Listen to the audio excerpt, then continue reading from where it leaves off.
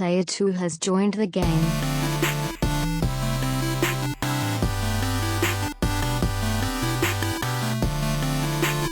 Hey, yo, what's up, everybody? Welcome to episode 355 of the Two-Player Co-op Podcast. As always, I'm one of your hosts here, Kevin, along with my brother from my mother, Sean. How we doing? I could go for some sleep, but if this is the first time you're ever seeing, hearing, or listening to us, I'm going to get through this. I'm going to do it. This is a Two-Player Co-op Podcast where just about every week, two brothers get together to tell you everything you need to know about in the world of video games. If you like that, make sure you like the video, subscribe, share it with your friends, family, and everyone in betwixt. If you only listen on audio services, that's cool too. Just give us a 5-star review or thumbs up or whatever your service allows.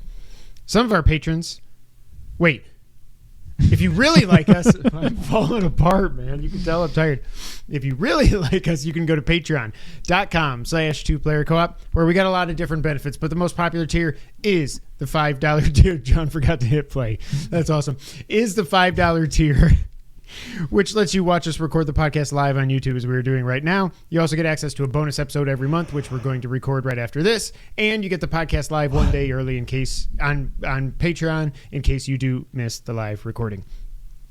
Some of our patrons deserve a shout out, just like the man with the bar named after him, Mr. John Tingley, our patron saint. Did I say it twice? What? Did I say patron saint twice? Because I don't think I said it at first, so I said it again. As well as our affiliates, Derek Bamford, James Solar, make sure you check out James Games and more on YouTube, and Mom. As well as our producers, Steve Appleton, Aunt Sue, Dustin Downs, and Chris Peralta. Also, make sure you check out PS Rewind on YouTube as well. Sean. Yes. We don't got a lot to talk about this week. Merch? But I wanted to... Oh, shit. If you like cool t-shirts and the like, you can go to teespring.com/stores/2playercoop. So the reason I am completely off my game, I didn't realize this. I must use all the energy I have left working and, like, being aware and, like, doing the right things there. And after that, it's like my body's like, I'm out. I haven't slept in 2 weeks. We got family stuff going on. But I'm questioning if I like this podcast. What? I'm falling apart. That's why. Do you have any witty banter? Because I have stuff to banter about. I do. Oh, good. I took the plunge today. I don't know if you can tell. Something I've been toying with for a while. What are you doing? Something with your eyes? Because you keep doing... No, I'm just tired. I got... Welcome to the family. Invisalign. Oh, I didn't notice that. Wait. Today. Wait. I had braces. Yes. I didn't wear my retainer. You had the friggin'... I had the whole thing, and then I never wore my retainer. Oh, my God. So, well, I think what's happened... I think my teeth have moved a little bit, but yeah. I feel like my bottom jaw... Not my jaw, but like my bottom teeth have like moved in. Mm. And when I talk, I feel like I'm always like biting the side of my tongue. So I asked about Invisalign. I'm like, can you like open my bottom teeth up? I'm like, oh yeah. So anyways, I got it today. It's this only is day one. Day one. How you feeling? They said it's only going to be I got 14 trays, 2 weeks each, so 28 weeks, so like 6 months, a little over. It's not bad, and I'm sure I'll get used to it, but oh, I hate it already. It's not painful yet. It's just... It's very... You got to get used to noticeable. And the only thing I can think of... You should have gone through the whole podcast without saying anything, then get to the end and be like, by the way, if I sounded different... The only thing I can think... Like, it's not that big of a deal, but it's the fact that it's 6 months. Mm-hmm. It'd be like having a little bug in your ear. Just that's not. I went to the hospital because I had one. Not literally in your ear, but near your ear. Just like a minor annoyance, but one that you know is going to last. That's one for of my, a very long time. For when we do our next random podcast for the bonus episode next month. That's one of my things that I was thinking about talking about is random little annoyances that just drive us freaking insane. Oh yeah, I got a lot of those. Okay. I got a lot of problems with you people.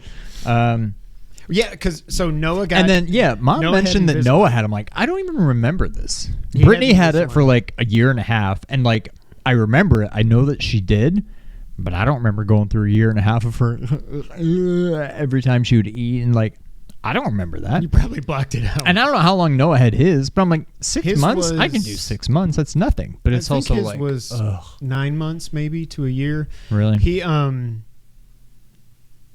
was this? I really do not probably remember. got him off about a year ago, I would say. Wow. But yeah, he would say it was like it's usually the day after he would go in and they would get your next fitting, like the new one on. That would be like, oh, okay, I feel it, but it would just last a couple days. When I remember when he first started, he felt like he was talking like this. It's like he was trying so hard to talk that he was making it worse. Yeah. But he got used to it pretty quickly. Yeah. I don't know. I'm not a fan, but I'm also like, 6 months, like, it'll go by like that. Nights, weekends, take out showers. Monday's already done, and Tuesday doesn't even really count as a But day. what I don't like, you get like the buttons on your teeth, which is what Right. like. That they like click onto Yeah. or something. Yeah. First of all, dentist said, dentist, Not not dentist. Dennis Nedry. dentist said you Your wear them dentist is named 23 Crentis. hours a day. Yeah. So basically just take it out to eat, Yeah. brush your teeth. Yeah. That's it. The book that comes with it says, wear them how your doctor said, and then in parentheses it said like likely 20 to 22 hours a day. I'm like, that's a big difference. I'm not just going to take them out just for the heck of it, but I'm like, But you don't want to be stressed out. yeah. Like, if you brush your teeth, so I don't and know you if forget they to put them back say in, and you're like, 20 oh my god. Well, I assume they say 23, knowing you probably won't hit 23, and you'll probably end up in that 20 to That's 22 pretty. I range. think that's what Noah's dentist told him. Yeah. His dentist was named Dennis. Prentice, yeah. Dennis His Dennis dentist. Prentice. His dentist, the menace. But yeah, I don't know. I hate it already, and I'm just like, ugh. I knew it was one of the things where I kind of felt like I had to just take the plunge because I knew I didn't want to do it. The Nestea plunge. I just had to like do it. You got to 'Cause if I either just yeah. if I just thought about it too much, I wouldn't do It it. ain't I'm gonna like, I happen. need to just do it. And now I'm committed, but I hate it. They said, and I agree, they're like, you'll probably lose a few pounds. Because you don't want to eat. I'm not going to want to take them out Yeah. to have like a bag of chips or something during the day. They said if I drink coffee or like red wine, anything that can like stain, I think it's more about Coke. the buttons, Yeah. not your teeth or your Invisaligns, but the buttons. So I've apparently got pretty white teeth. I do Not not. pretty, Drives not me beautiful nuts. white teeth, but like fairly white teeth because they gave me like the whitest buttons they had. If money was no object, I would get veneers. I would get the Roman Reigns treatment in a the heartbeat. Dwight Schrute. Yes.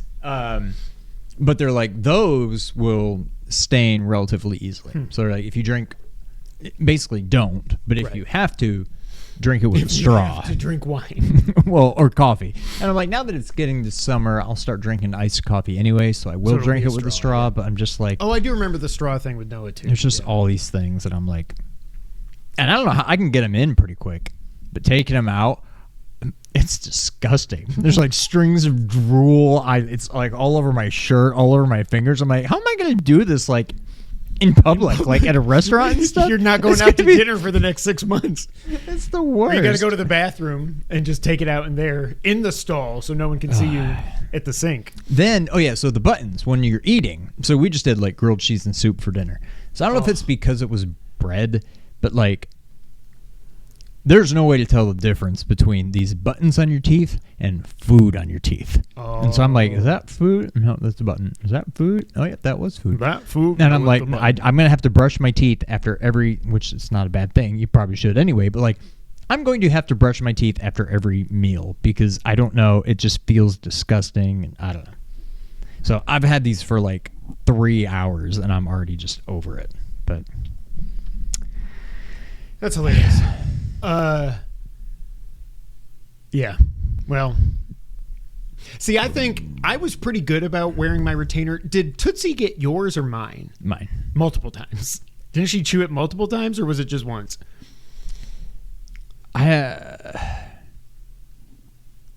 I feel like I had both kinds. I think I had the one with like the metal bar, and then I had the one that was basically Invisalign, just like a plastic shell. Oh, I never She had definitely that. got the plastic shell, And I don't know if I switched from the regular one to the plastic one because she also ate the original one. Right. Or I don't know what caused me to make the switch, but I know she ate the plastic one at one point. And also, was it a correlation or a causation?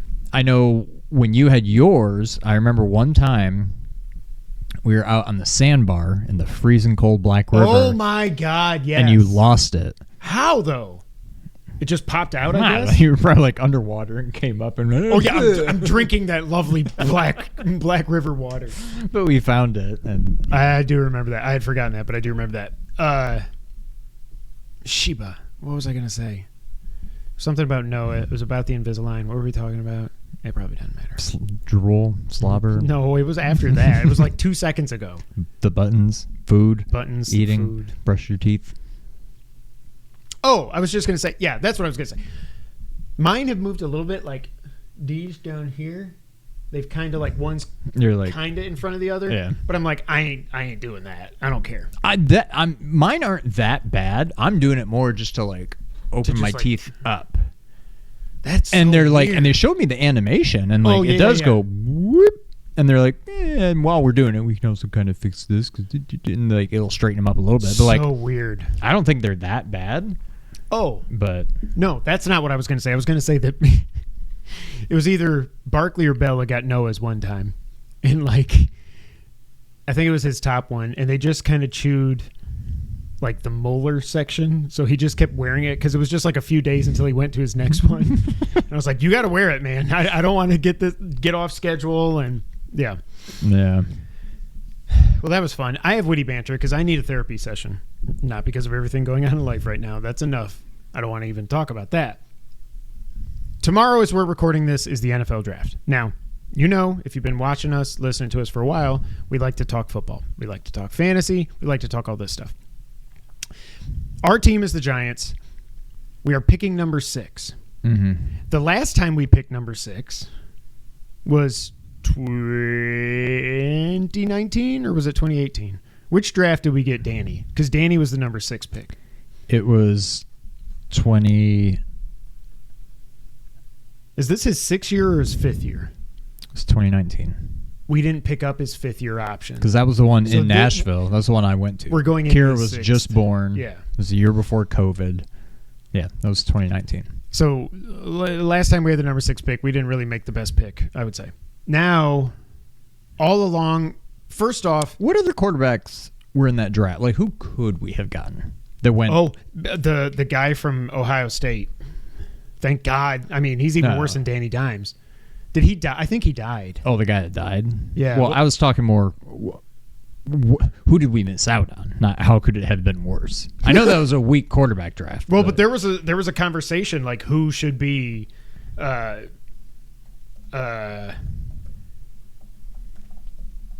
who should the Giants take at 6? Because obviously Eli's at the end of his rope. QB's drafted in 2019. Oh, wait, what? Yeah, okay. Number 1 was Kyler. Seems like he's been in the league longer than that. Yeah. Jared Stidham went in the 4th round. Easton Stick, 5th round. Gardner Minshew, 6th round. I almost would rather have him. It's not fair to Danny. Wait, no.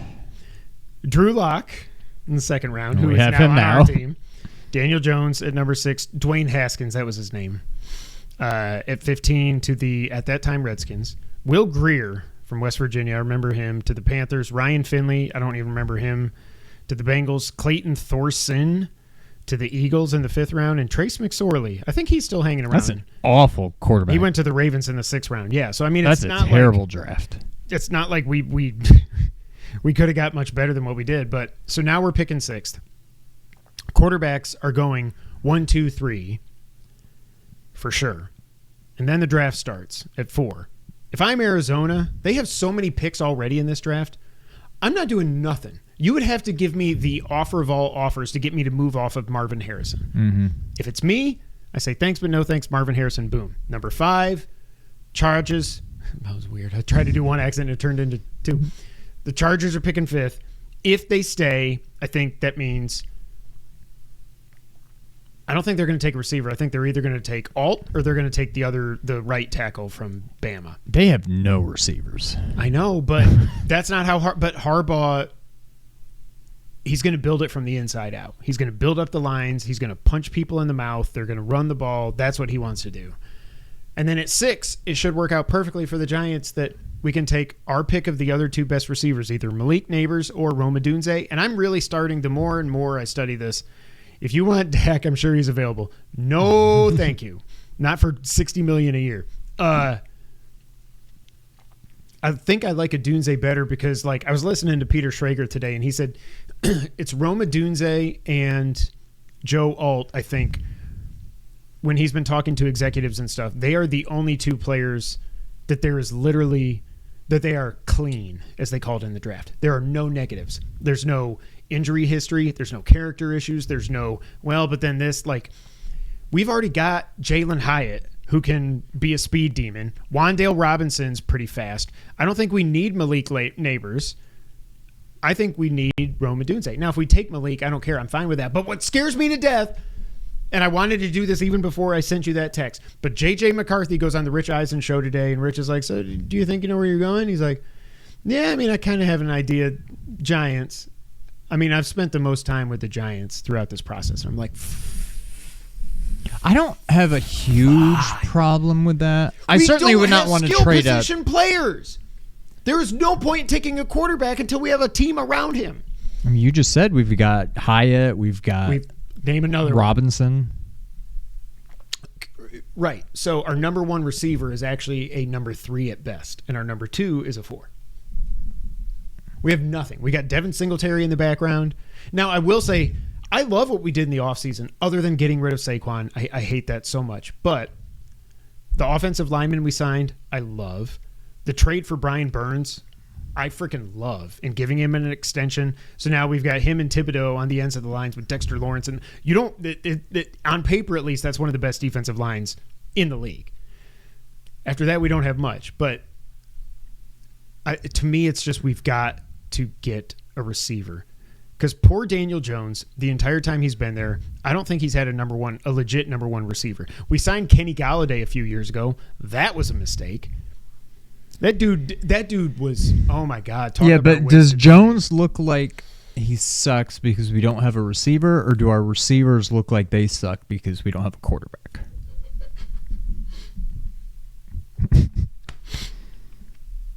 That's funny. I actually hadn't looked at it that way. I mean, I do believe it's probably a little bit of both, maybe a lot of bit of both, but it's not like whatever his name was, or that's what I was going to say. I got so mad at Mom for being so happy when Tommy DeVito was winning games. I'm like, he's not an NFL player. Why are you happy? We need to be losing either to try to get up to 1 and get Caleb, or to get Marvin Harrison. But yeah, DeVito and the other guy, Yankees won, yeah. Tyrod, neither really lit it up, but they played a lot better than Daniel Jones. But we also we didn't have Andrew Thomas out there when Daniel Jones got hurt. We had a couple other injuries along the offensive line, I think. He just got his ass beat so bad. And as the year went on, we did start to get more people back. Evan Neal kind of started to play better. Yeah. But I just thought when we hired Brian Daboll, Daniel Jones, I'm not saying he's going to be awesome, and I've never thought that. I do wonder what I would think if I was on the outside looking in, what we would think about Daniel Jones if he was not the Giants quarterback. Because obviously that's swaying us because we want it to work. We want him to be good. But I remember thinking when Daboll came over, I was like, oh my God, Josh Allen is a bigger version of Daniel Jones. Like, Josh is stronger, Daniel's faster, Josh has a bigger arm, Daniel's more athletic, but it's like the way they play, I could see that offense translating perfectly. That has not happened. Even when we went to the playoffs 2 years ago, Danny threw 15 touchdowns and like 2,700 yards. Like, that was all Saquon and run pass option and Danny running like crazy until he played the Vikings, and then he threw for like 400 yards and 4 touchdowns, whatever it was. But yeah. I don't know. I just want to have a therapy session that I just am so worried we're going to screw this up. Saquon going to Philly Turds was a slap in the face. Yes, it was a slap in the face.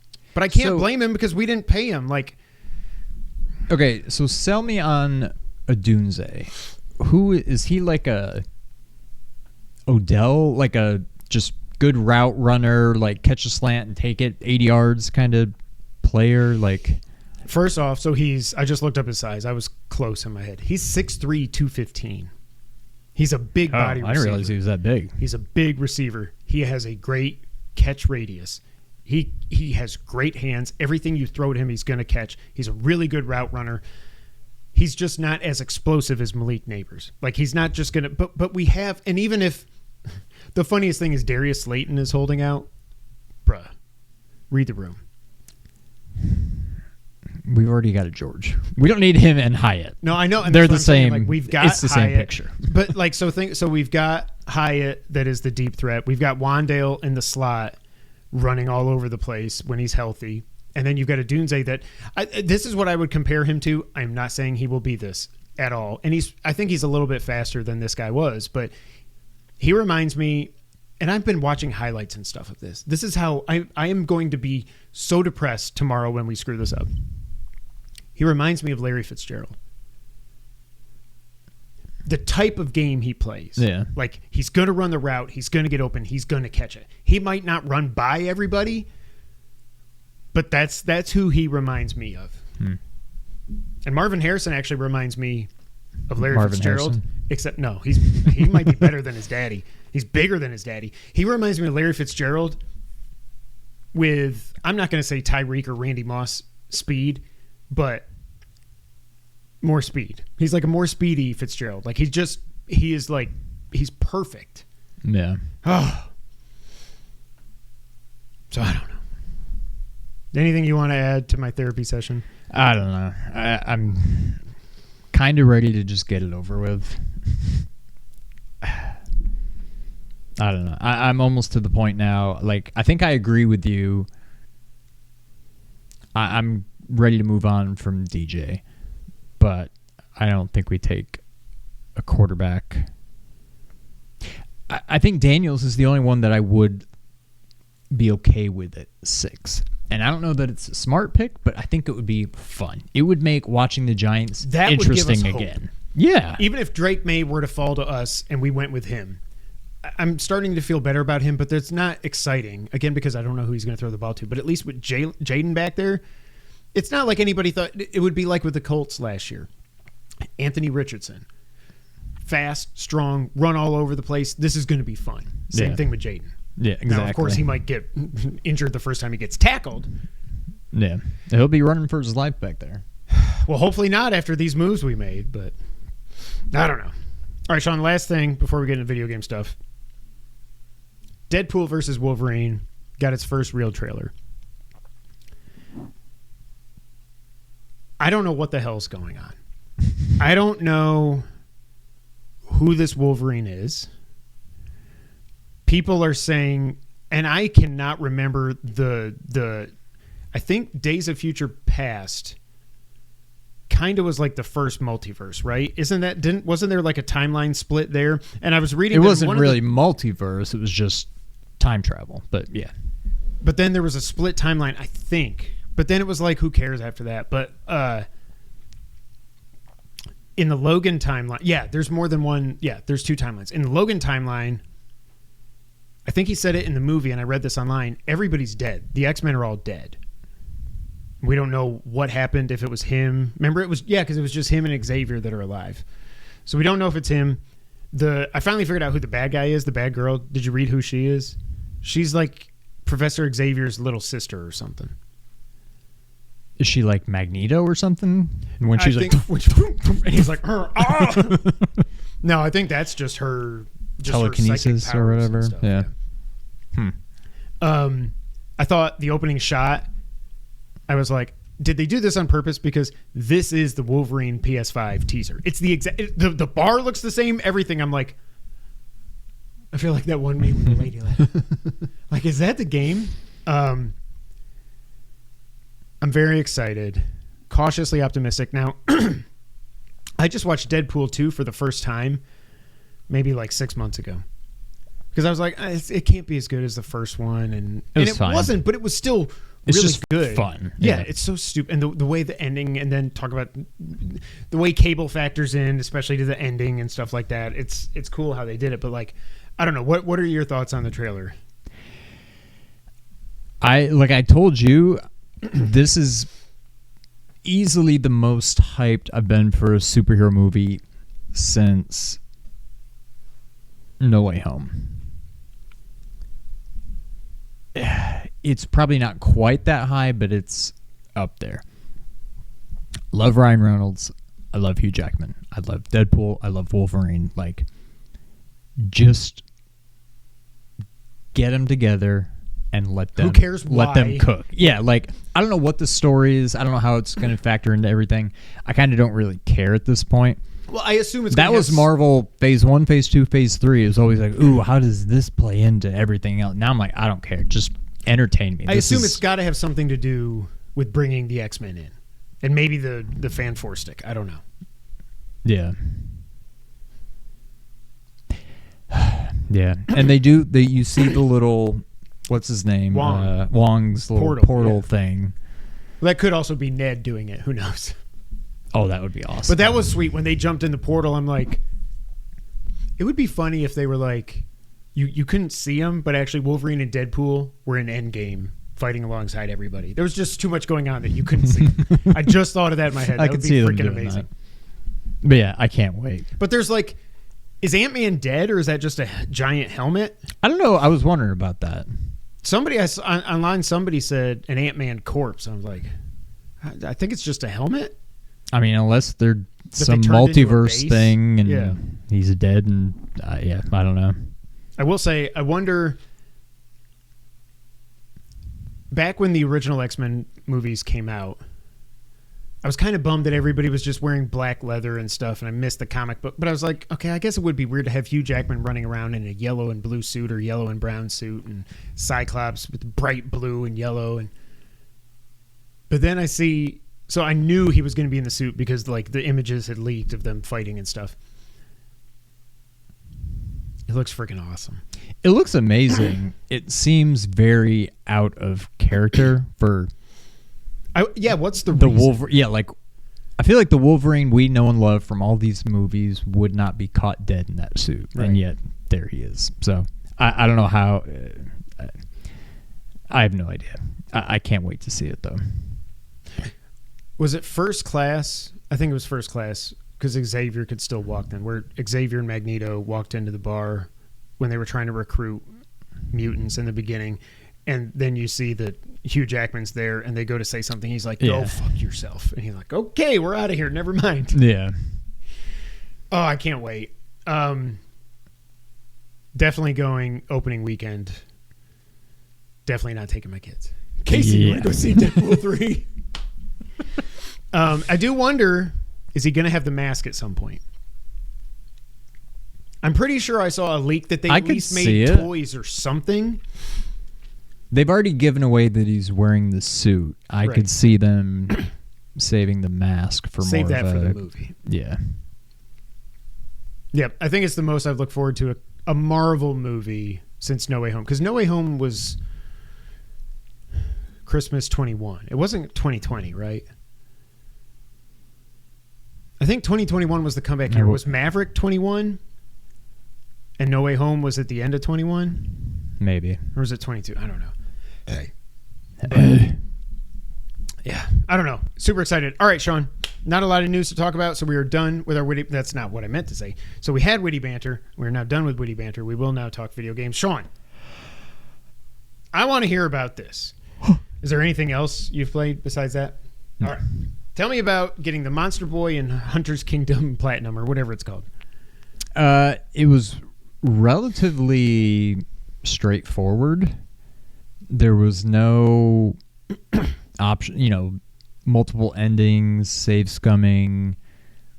Is there difficulty? Okay. No, but the difficulty ramps up quick. Really? At one point, yeah. Okay. It's a fantastic game. The Platinum, like I said, was very straightforward. It was very much a Metroidvania Platinum, like uncover the whole map, find all the collectibles. I mean, that's pretty much it. Yeah. It was a lot of fun, though. I mean, I assume there will be more if we get a new Monster Boy game. And I don't know if they've all been Metroidvania. No, they've back in the past. I think the one that I played on Genesis, it was still side scrolling. It was still the same kind of look. You still had hearts for life and stuff, but I think it was level based back then. Okay. I mean, if they make more Metroidvania games of it, I'm 100% in. But yeah, I loved it. I think you should check it out.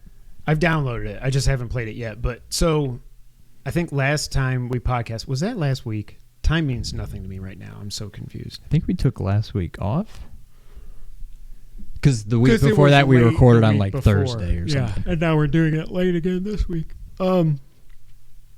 Last time we podcasted, you had only had, I think, like 2 of the transformations or whatever. How were the rest of them? How did they, like, you were kind of annoyed, I think. Weren't you? So you start as the boy. Right. They turn you into the pig. He sucks. Then you get the snake. He also kind of sucks. After that, you get the frog, who was pretty normal. Like, you can use your sword. You can wear the different armor and boots and shields and all that. Then you get the... What? He's like some kind of a beast. Like a wolf or a bear or lion or something. Those are all very different. I think he's a lion. But he's... similar to the frog. You can wear all the armor, use a sword, whatever. Then after that, you get the dragon, also similar, but can fly. So they got progressively better after the pig and the snake. Much better. And you can freely swap between them? I forget. Once you unlock them, can you go like from pig to... Yeah, you can swap them on the fly. And, okay. Yeah. I think I want to play this. There's something about it that I'm like, yeah. I think it's the kind of game that I think you would get hooked on. Like, it's beautiful to look at, and it starts you. It's just like, there's no... I get why you never got into Hollow Knight, because that game just kind of throws you into it, and it's like, figure it out. This is very much... It just kind of... just eases you in. Mm-hmm. I was hooked immediately. It'll I don't know that you'll stick with it and beat it. You might, but I think you will be hooked immediately. I think you'll be like, oh yeah, this is fun. How much longer is the platinum than just beating it? I think I read online it was like a 20-hour platinum or something. That sounds about right.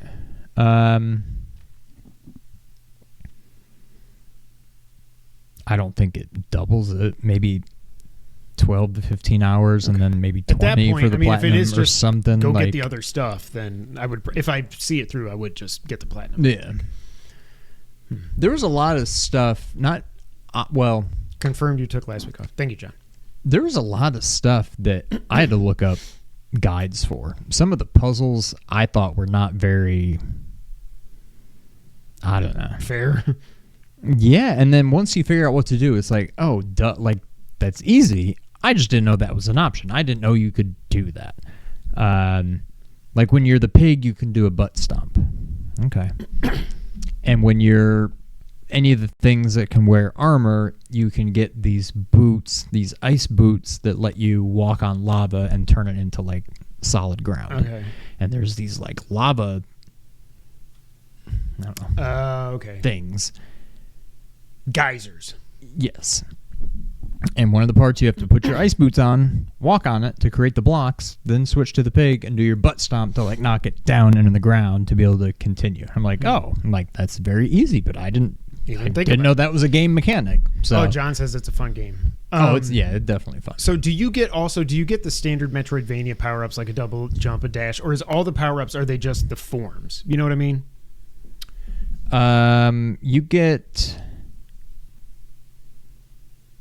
You can double jump, but you learn it because it comes with one of the pairs of boots that you get. But you can upgrade all of your boots, armor, swords, shields, whatever. And each time you upgrade them, they tend to get either just better defense, more attack power, whatever.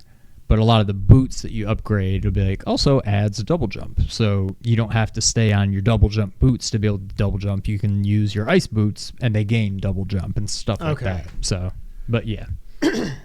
Cool. But a lot of the thing, like when you have a small area that you can't fit into, you got to become the snake so you can crawl in there. So yeah, a lot of the powers are just switching between them. But it's got some of the classics too. Cool. I'm definitely going to check this out after I finish the two games that I'm playing right now. Which do you want me to start with? Let's do Infinite. I am 11 years late to the party. However, I would like to say that I can now confirm 11 years later that BioShock Infinite is a freaking awesome game. Now, I had tried this before, and when I go back into my mind palace, I think the way I tried it, what I narrowed it down to was, because it was on PS Plus somewhere in like the last 2 years, and I didn't try it then. I tried it forever ago. I must have tried it on PS3, which means now remember in the days of PS3, not every game, but so many games had demos.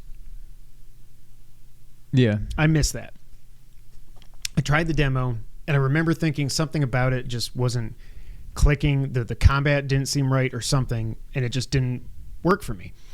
So I never went back to it. I forgot about it. Then I don't even know when it was that we finally played it. 2 years ago, 3 years ago or something. Whenever it came to PS Plus, I played BioShock the first, and the only I had always heard what a fantastic game that was.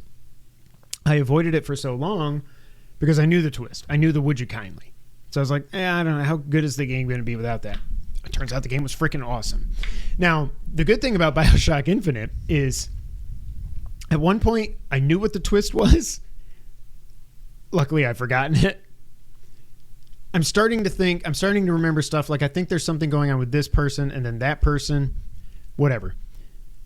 This game is phenomenal. Now, this is technically a remaster. This is a PS3 port to the PS4. Like there's sometimes, like if you get up close on something that's a circle, you could tell it's like, you know. The story in this is crazy. I did not know where it goes. This story, once you figure out like what Columbia, the floating city is all about, and like the power dynamic there and everything, it's going to make you uncomfortable. And it's a good thing. That's what it's supposed to do. There are class struggles. There's all this kind of stuff, and it is so well done. I had forgotten Booker DeWitt is the main character. That's who you play as. I had forgotten. Booger or Booker? Booker. Okay. Not Booger McFarlane. Booger Red. Troy Baker. That's the first time I can remember Troy Baker being a thing. I think that might have been his first really big role. Well, no, because he had Joel that year too. That was 2013. So he must have been around before that. Yeah. Wow. The PS3 went out with a bang. Yeah. I mean, to be fair, the PS4 did too with Ghost, and no matter what I think about it, Last of Us Part 2. They both went out with a bang. But there is some supernatural stuff going on. Like the sky is turning red, and there's like all these alarms going on because you start off on the planet, the tertiary issue, and you go out to this tertiary issue. You go out to this lighthouse in a rowboat, and I was like, I don't remember this. So the demo must have just started you in Colombia. I forgot about that. Yeah. Okay. You go out there, and then you're in this lighthouse, and you're going up, and there's all these messages, and you find out that this isn't really a spoiler. You find out right at the beginning that Booker has been tasked with infiltrating the city of Columbia, retrieving a girl to pay off some debts he has, gambling, whatever. I don't know what it is. So that's the base of the story, and then it goes crazy from there. At one point, I'm pretty sure I heard "May the Circle Be Unbroken" playing, which is Troy Baker's song, and I can't remember. I guess it did come from BioShock Infinite, but he's played that at some, like, maybe when they did like the live reading of The Last of Us, him and Ashley Johnson. I feel like he might have played it there. It's a really good song. I know I can remember back on Kind of Funny when he talked about it. He was really emotional about it. So I need to go back and actually listen to it. But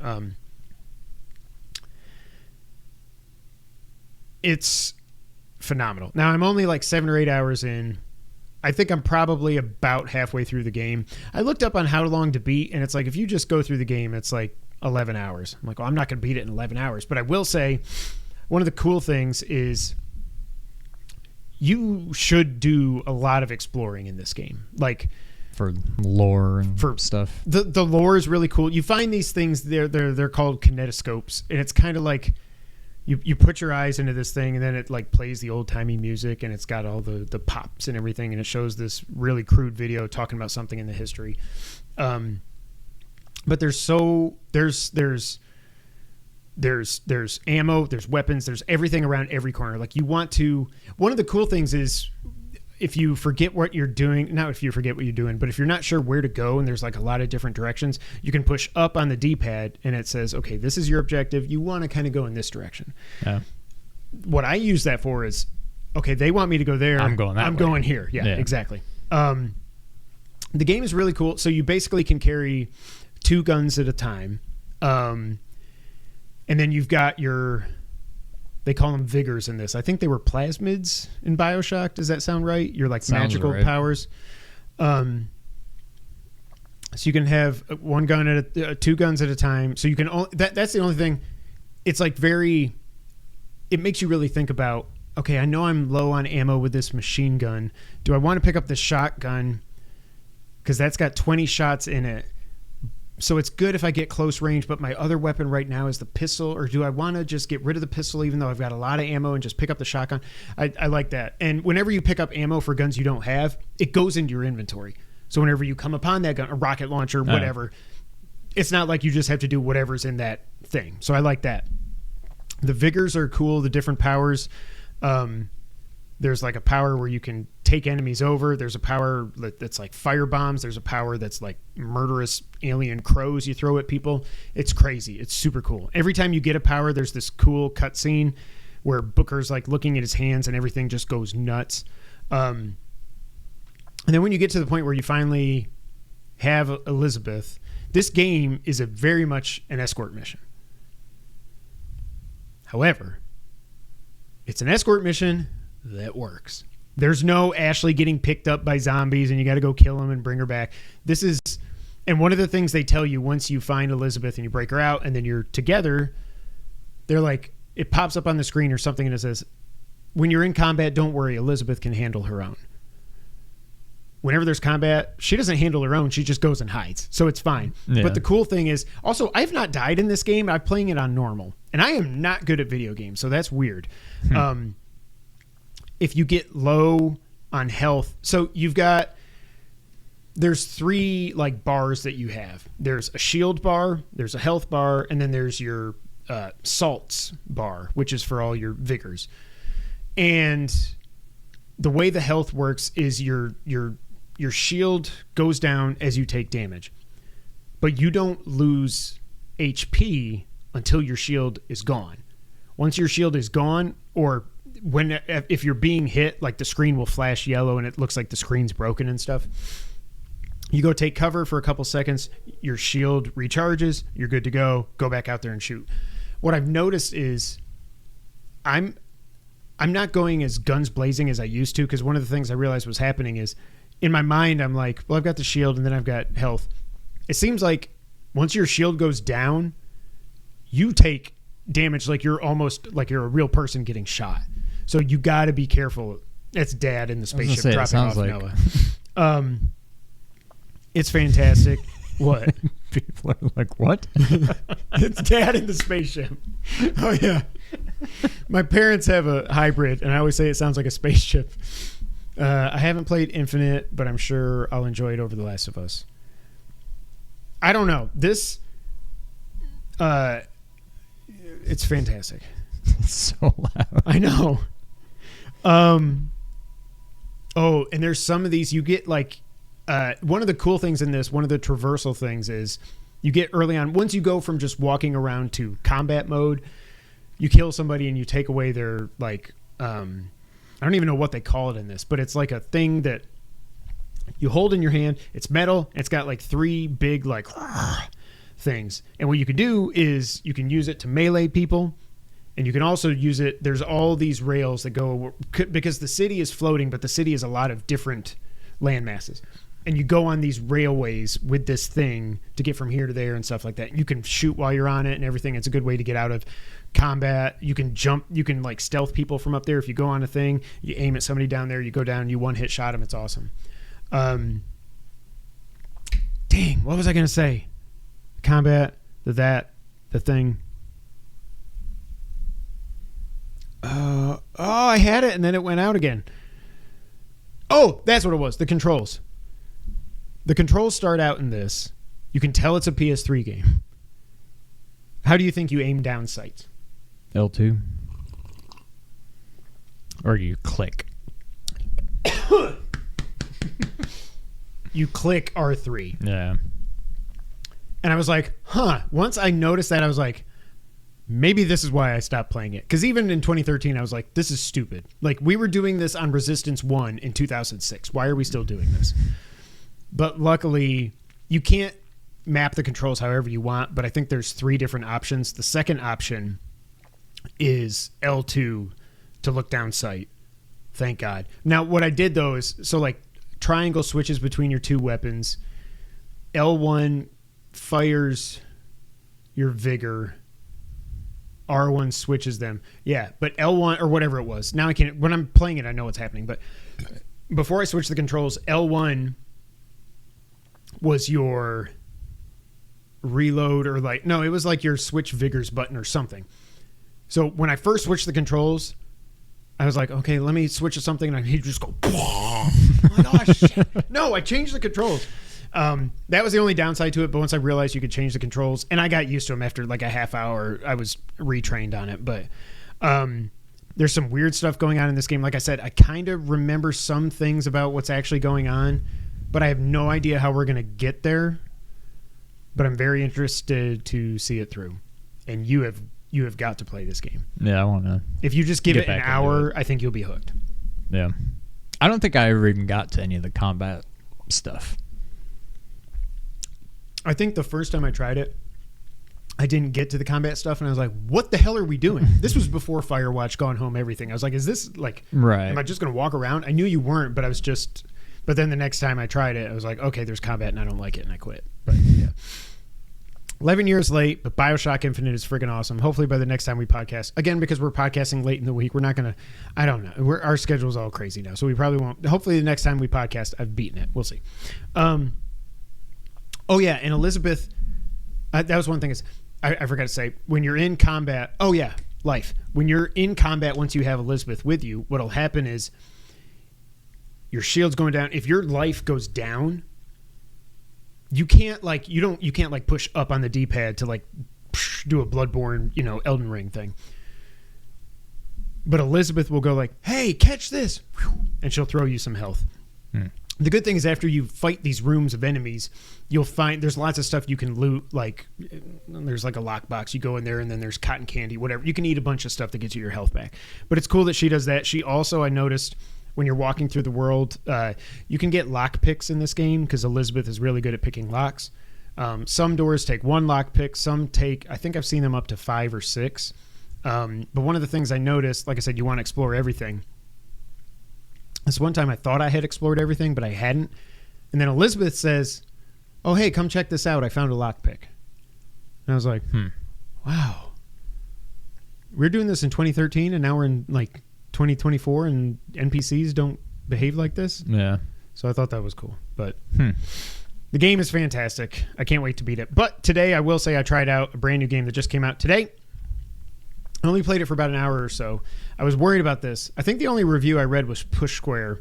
It's like a 75, 76 on Metacritic, so whatever. But I remember them saying like it felt like it was plotting and the jump, like stuff was weird. I don't know. Tales of Kenzera. Zao. Metroidvania, free on PS Plus Extra and Premium. One of the first things I thought was hilarious was as you're going through the initial setup, when you pull up the game, it's like you go through the, like, adjust the brightness, blah, blah, blah. And then you get to, do you want to play in graphics mode or performance mode? I'm like, are we really doing this for this kind of game? Like, Prince of Persia didn't do that. It's just the game, The game's really pretty. There's a story there that I don't know much about yet. Basically, the way it breaks down is you're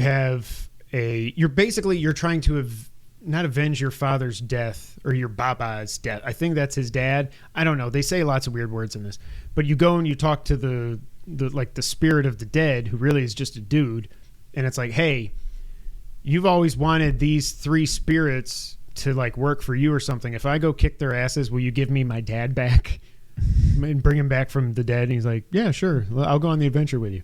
So I don't know. And then he just disappears into you because he's a dead. He's like this. He's like Hades or something, I guess. Yeah. Except he's nice. But so you've got 2 different ways of attacking, and this is cool. So you've got, it kind of reminds me of, is Time Spinner 2 supposed to come out this year? Oh, I should have drafted that. You've got a moon mask and a sun mask, and you can switch between them with L1. So square is your light attack, triangle is your heavy attack. When you're wearing the moon mask, your light attack is you shoot lasers. I think as you go on, you can shoot more at one time, but when you start out, you can shoot 8. And then if you don't use them all up, after a couple seconds, they'll reload. If you go through all of them, then you got to wait a little bit longer for it to reload. Triangle with that is it's a melee attack. So it's almost like it's like when you're using that, it's almost like you're playing a side-scrolling Metroidvania, like it's a first-person shooter. Where it's like you're shooting people, and then if they get up close, boom, you knock them back. Yeah. The sun mask is all melee, so it's squares, light attack, triangles, heavy. It's just a normal thingamajiggy. So yeah, you can switch the masks. You get a double jump right from the start. You get an air dash right from the start. It seems pretty cool. Now, I don't know. There's already a couple things I've noticed, and I know this doesn't make sense, and it's not their fault. They've got a system just like Prince of Persia had, like with the amulets. Mm-hmm. But they're called trinkets in this. And you get more trinkets, so you can attach more powers to yourself, and you can only have some active at one time. I was like, this is literally the amulets from Prince of Persia. Obviously, They're not emulating that when the games both came out this year. John says he's mixed on Zao. It seems like you have the dash, double jump, etc. Wish I had to earn all enhancements. So that's what I wonder, what the actual power-ups are going to be that you get in this. Yeah.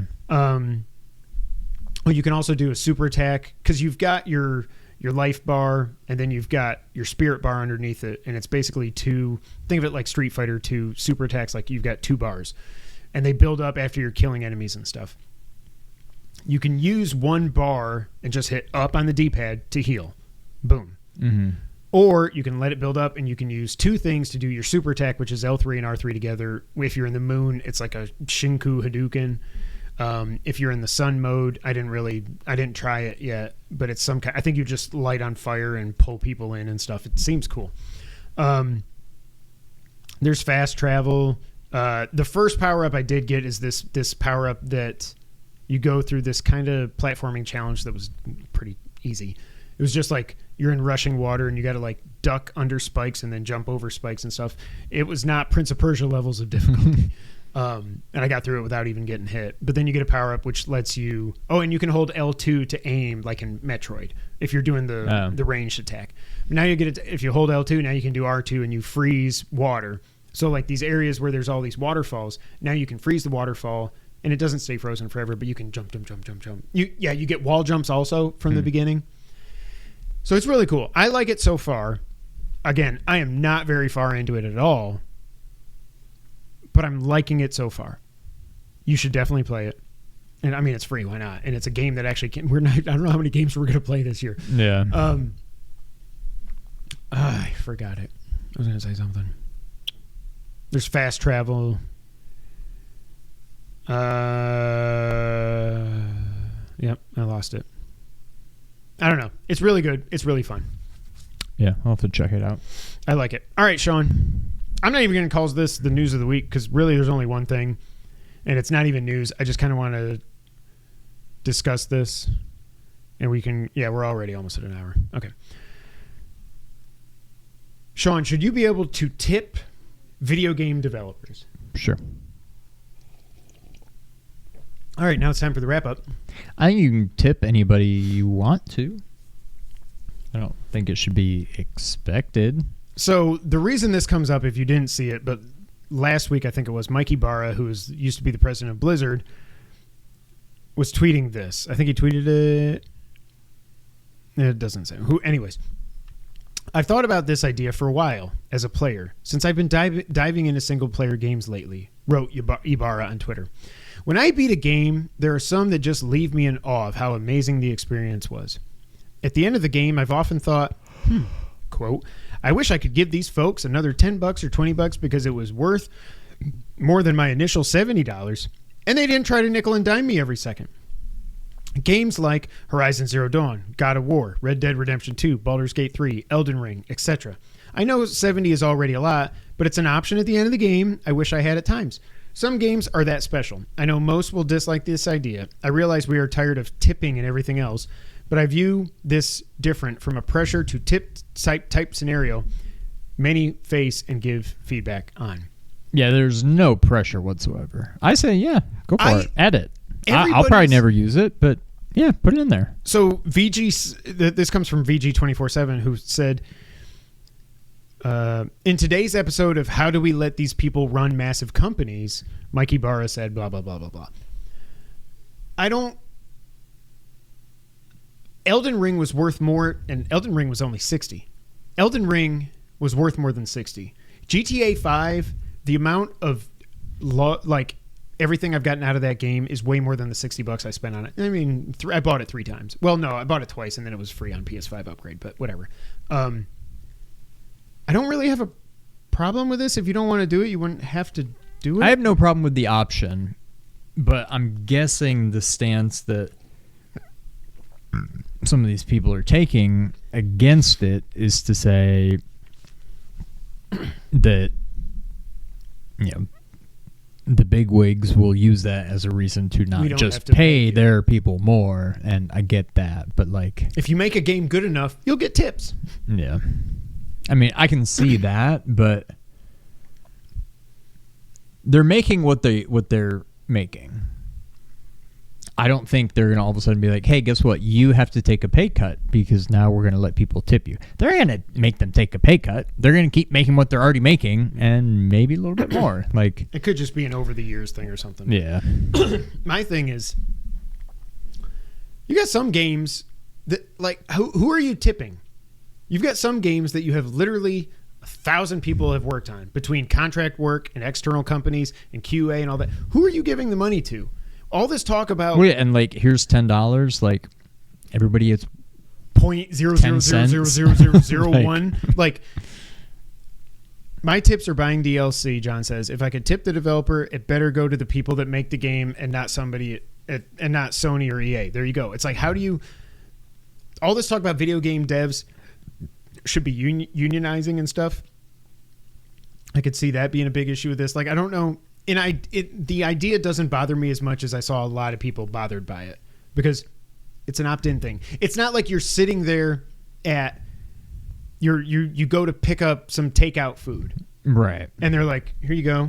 And the first it's going to ask you a question. I don't know what it says. Like, but I don't care. I'm like, I am so over this. I'm not tipping you. Yeah. People that should be tipped, I tip, and I tip well. Whenever I go to Subway, when I drop Nick off at Guitar, right next to him, there's a Subway. I'll go in and get a soda. If their kids are with me, I'll let them get chips or whatever. Friggin' Subway. I grabbed my chips. I grabbed my cup. I'm going to fill it up with Coke. And that friggin' thing says, would you like to tip? They made your sandwich. I don't get a sandwich. That's what I'm saying. Oh. That's what I'm saying. I did everything myself. You should be tipping me. So I don't have a problem with it. I just don't know why everybody's got to get mad about everything. Yeah. Is what I think it comes down to. Pretty much. All right, Sean, now it is time for the wrap-up. Ghost of Tsushima PC version is getting a PlayStation overlay, crossplay, and trophy support. The overlay will include your PSN friends list, trophies, different PlayStation settings, and access to your profile. Now, the trophies are the PS5 trophies. They didn't make, like, a whole other trophy list for people like Colin that want to go platinum or Forbidden West on 3 different machines or something like that. But there is also support for achievements from Steam and Epic Game Store as well. So that's cool. This next item just pisses me off. It has been reported that Final Fantasy VII Rebirth is, quote, underperforming, end quote. Why do we say quote unquote, quote unquote, and then you say the word? That's why my brain just froze right there. We always say quote unquote underperforming. It should be quote it should be quote underperforming, end quote. I think people do we just do it both do it ways. with one word maybe? I don't know. Yeah, It's been reported that it has sold half of what Final Fantasy VII Remake did in the same time frame. And I wrote down here, no fucking shit, you stupid idiots. You didn't write you stupid. No fucking shit, idiots. Do you remember what year Final Fantasy VII Remake came out? 2020. Do you know how many PlayStation 4s were in the wild at that time, give or take? 100 and something exactly. million. 100-something million. Where are we at on PS5 now? I don't remember, but I think it was like 53 million or something. You had double the amount of systems out there. Why are you mad that Rebirth isn't selling as much as the game that had twice as many people available to sell to? Yeah. What are we talking about? The game is freaking awesome. Ignore my previous... The dude that made... The art... I don't know. Is that what it says? I don't know. It's so stupid. Yeah. Do you agree with me? This makes no freaking sense. Well, yes, I agree. But it's like, let's just stop making video games. Exactly. Every single video game you make underperforms, it seems like. Just stop. Just stop making games. Let's just kill the whole industry. Like, I don't know. I don't get it. It also came out from the devs, though, that Final Fantasy VII Remake Part 3 is targeting a 3-year development cycle. They've got the world built. They've got a lot of stuff there. They're going to keep on Unreal Engine 4. They've brought back almost all the staff, which is what also happened from Remake to Rebirth. Almost everybody that worked on the game came back. That's fantastic. This game is definitely coming out in 3 years because 2027 is the 30th anniversary. They're not missing that. Wow. Especially when you think Rebirth came out in February. Even if we're talking November 27, that's almost 4 years at that point of dev time. I think we're going to get it in 2027. Maybe it'll be 2/7/27. Yeah. Hades 2 technical test took place over this past week. Still no date on early access. Sean, I don't know if you're going to get a score this year, but did you watch this? How you feeling? I haven't watched it. One of the YouTubers that he plays a lot of Mario Maker, I saw played it. And I didn't watch the video. I don't know why. I should just watch it. But I got the gist from it that he loved it. Yeah. Looks like it's just more Hades, which is fine. But yeah. Yeah. It's just Hades with a different character who has different attacks and stuff like that. I think the dude that made the statement was misguided. Oh, okay. He's talking about... I think the dude that made the statement was misguided and no one reached out for clarification. Talking about Final Fantasy VII Rebirth. Okay, hopefully that's true. Some more news came out on PS5 Pro. Apparently there will also be a quote-unquote ultra boost mode to make old games run better without being quote-unquote PS5 Pro enhanced. Also, Moore's Law is Dead put up a video on YouTube about the PS5 Pro specs, and Sony gave him a copyright strike. So obviously Icarus flew too close to the sun. We know this thing is real, but now we officially know it's real. Well, I mean, all but officially know it's real. Yeah. I don't think that means that the specs are right. Right. But I don't think they'd be like, ooh, they got one of the specs wrong. We won't hit them with a strike. I mean, they're going to strike you regardless, but there was it's definitely real. Oh, I think what it was is because he was referencing... Someone had leaked to him, one of his sources, like design documents about the PS5 Pro. And that's why they were like, okay, this is too far. Yeah. Nintendo announced they are skipping Gamescom this year, which I wrote down as further indication that we are not getting Super Switch this year. Yeah. City Skyline 2 DLC is being refunded after the dev admits that we rushed it out. Sorry, shouldn't have done that. And now the future paid DLC is being delayed, as well as the console version of City Skyline 2 is being delayed again as well. I just find this humorous, so I put it in here. Keanu Reeves is voicing Shadow in Sonic 3. I dig it. I don't know anything about Shadow. I think he was Adventure, right? I have no idea. So we've got Keanu versus Idris Elba versus somebody. Ben Schwartz. Ben Schwartz, yeah. There was an indie showcase on Switch. We once again did not get a release date for Silksong, but I've been saying all along it's coming at the Xbox showcase, so I wasn't worried about that. However, the only game I really cared about in there that I want to talk about here was that TMNT Splintered Fate was announced for console. It's coming to Switch in July. It's a timed exclusive, so it'll come to PlayStation, Xbox, and PC at some other time. They haven't set the price yet, but this, if you're not familiar with it, Sean and I played this last year on Apple Arcade. It's Hades, but Ninja Turtles. I liked it a lot. Yeah. But I was also like, I don't really want to play this. Yeah. Because it's on my iPad. Exactly. But PS5, yeah, I'll get it day one. So I'm excited for it. Kenna Bridge of Spirits has been rated for release on the Xbox Series consoles. It's been a PlayStation and PC exclusive since 21. In my mind, this already came to Xbox, but I must have been thinking about PC. Maybe, yeah. It's weird. Darkest Dungeon 2 was announced after leaking. It's coming to PS4 and PS5 on July 15th. Kingdom Come Deliverance 2 is out this year on PS5, Xbox, and PC. Braid Anniversary Edition has been delayed 2 weeks to May 14th. That's important for me because I've only got one score so far. At least it's a good one with Unicorn Overlord. That better give me like at least an 85. I drafted it hoping for something 90 around because the first one was super highly rated, but I feel like just because like Last of Us 2 was like a 94. Then the remastered version comes out and it's a 90. It's like, well, this is still good, but we already have George. Switch Online updates. Super R-Type, Wrecking Crew 98, and Amazing Hebereki are coming to Switch Online. This is the first release for that game outside of Japan. Octopath Traveler, I forgot about this, but it had been delisted for some reason on Switch in March, and now it's back, and Square has not made any comments or anything. Weird. So I don't know what happened there. We're going too far with these video game adaptations. I have not watched Fallout yet. I want to watch Fallout, but for some reason, there's a Golden Axe animated series coming to Comedy Central. This is like legit? Yes. Not a rumor. It's announced. They said who's writing it and all this stuff. Yeah. Weird. I called it. I had a suspicion Switch 2 wouldn't come out. Nintendo's making money. Why should they move to the next system? Idiots like me are still buying games and systems. Yeah. Well, idiots not like you, like all of us. I don't know why we need a Golden Axe series. Now, I get it that, remember, Sega has announced they're bringing back all those old IP, so maybe that's why. Unsurprisingly, Baldur's Gate 3 won Best Game at the BAFTAs because it just has to win every Game of the Year award except ours. Last but not least, I just thought this because it's not just video games that get delayed. It's also theme parks based on video games.